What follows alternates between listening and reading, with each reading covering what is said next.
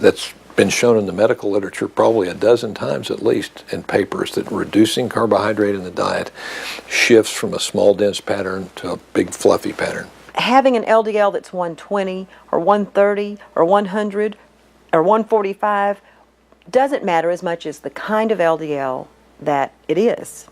If the numbers alone don't mean very much, then why does high cholesterol get all the blame?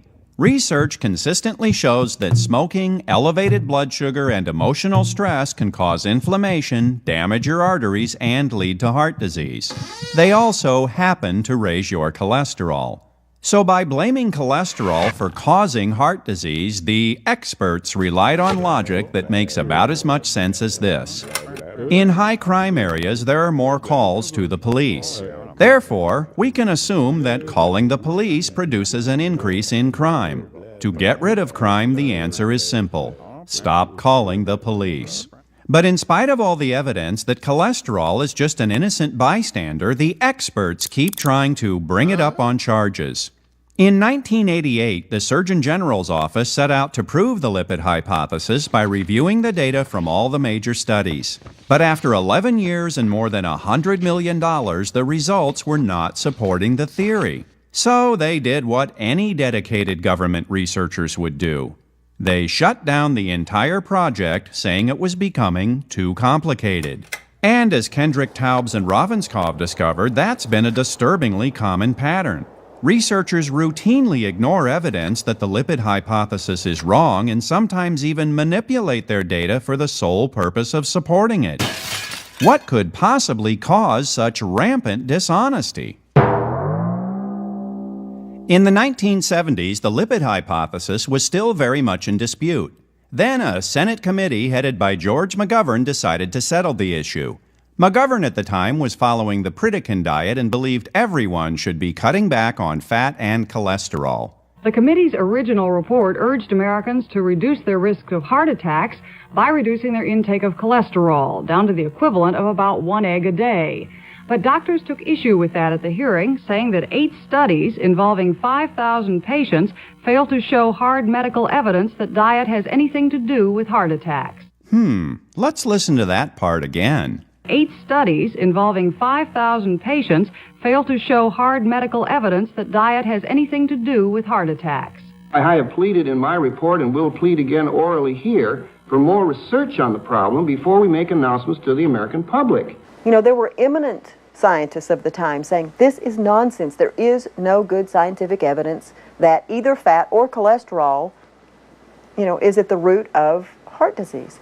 I said to the professor that I was working with, this is not right. Animal fat's not causing this, and this is not what the data says. So the McGovern staff did what any dedicated staff working for McGovern would do. They decided those scientists must have been paid off by the big bad dairy and egg industries. Well, I would only argue that senators don't have the luxury that a research scientist does of waiting until every last shred of evidence is in.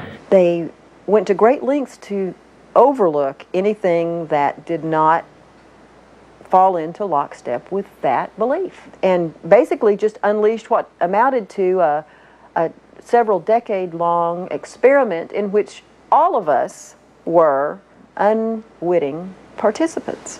The McGovern Committee's report was written by a young staff member who happened to be a vegetarian and had no background in medicine or health research. The committee recommended a low-fat, low-cholesterol diet for everyone and offered some ideas that could only spring from the mind of a politician. But Senator Schweiker of Pennsylvania suggested that instead of discrediting the committee's report, the eggmen should be out developing hens that would lay low-cholesterol eggs. Soon after the McGovern report was issued, the USDA got into the act. Carol Tucker Foreman, the assistant secretary at the time, believed in the low-fat diet theory and wanted to issue official guidelines to tell everybody how to eat. To make sure she was on solid scientific ground, she consulted with Philip Handler, the head of the National Academy of Sciences. Just one little problem. Handler told her the McGovern Committee's report was nonsense. So she did what any dedicated government official would do. She ignored him, shopped around for a scientist who agreed with her, then issued the guidelines. Thanks to a handful of politicians with no background in science, the heart-healthy benefits of a low-fat diet became official government policy. And real scientists got the message loud and clear. Tell us what we already believe, or you can say goodbye to your lucrative government funding. There is influence that goes on, starting with the USDA, which is promoting commodity agriculture. So there is a lot of economic pressure on the people at NIH, on the people in the universities who carry out the studies for NIH. They live by their grants. No grants, no work, no job. Dr. Kilmer McCulley, a researcher at Harvard, went against the prevailing theory and published a study concluding that something other than cholesterol was causing heart disease. His reward for this bit of scientific integrity was to be denied tenure, lose all his research grants, and get shoved into a little laboratory in the basement. In academia, that's a polite way of saying you're fired. He also ended up on an unofficial blacklist, and it took him 2 years to find another job as a researcher. A lot of people have built careers on this, and these are careers built on a very shaky factual foundation. There's a reasonable reason to believe that from the beginning, but to persist in the face of so much overwhelming evidence really can't be based on science, and you have to think that there were other factors involved. It became an industry. In the 1980s, the National Cholesterol Education Program released new guidelines that said everyone's cholesterol should be below 200, which was about 20 points below normal. And here's a strange coincidence. Most of the scientists who wrote those guidelines just happen to have a financial relationship with the companies that make cholesterol-lowering drugs called statins.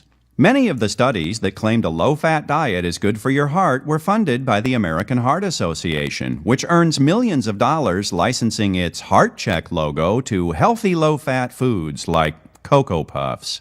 If the lipid hypothesis ever goes away, that logo just became worthless. Give this another decade, and that hypothesis will be on the junk pile of history because it's not true. Okay, so maybe the lipid hypothesis isn't true. So what? What could possibly be wrong with cutting back on saturated fat and getting your cholesterol as low as possible? We now have this terrible phobia of fat, of animal fat, which the body needs to be normal, to be healthy. Your immune system is fat dependent. I mean, your brain is fat dependent. Your skin, your hair, your nails, all these things are fat dependent. Your sex hormones are fat dependent, are cholesterol dependent. They're made sort of on a cholesterol molecule. If you are elderly, over the age of 60, and if you're a woman of any age, the cholesterol is a complete non-issue. In fact, the higher your cholesterol, the longer you live. And this shows up in study after study. And yet, in spite of those studies, drugs that lower cholesterol are being marketed to women. But take a good look at that little disclaimer. If it doesn't prevent heart disease, why on earth would you take such a powerful drug? There is absolutely no benefit for women of any age in taking statins. I mean, statins are a waste of money for women. There's some real problems with taking statins. Memory loss, muscle problems, and osteoporosis in women. I mean, there are a lot of reasons that you wouldn't want to take statin drugs. And low cholesterol is a predictor for depression, suicide, violent behavior, strokes, and cancer. It's much better to have high cholesterol than lower cholesterol. Like most people, I love the taste of fat. Human beings can't live without protein, and in nature, protein is usually surrounded with fat. Maybe Mother Nature actually knew what she was doing. Maybe there's a reason low-fat diets always made me feel depressed. The brain is basically made of fat. They say you're a fathead, they were not kidding. And when you go on a diet that eliminates most fat, takes you down to say 10% of fat, you have basically robbed the body of the raw materials that are necessary for it to be happy. There's probably no coincidence that back a couple of decades ago when the low-fat diet was the real rage, if you went to bookstores, what you saw is all these books on low-fat diet, and you saw all these books on depression because everybody was depressed. When I load up on proteins and animal fats, I don't feel hungry and I do feel good. So on this diet, I'm ignoring the experts. Look at all that saturated fat.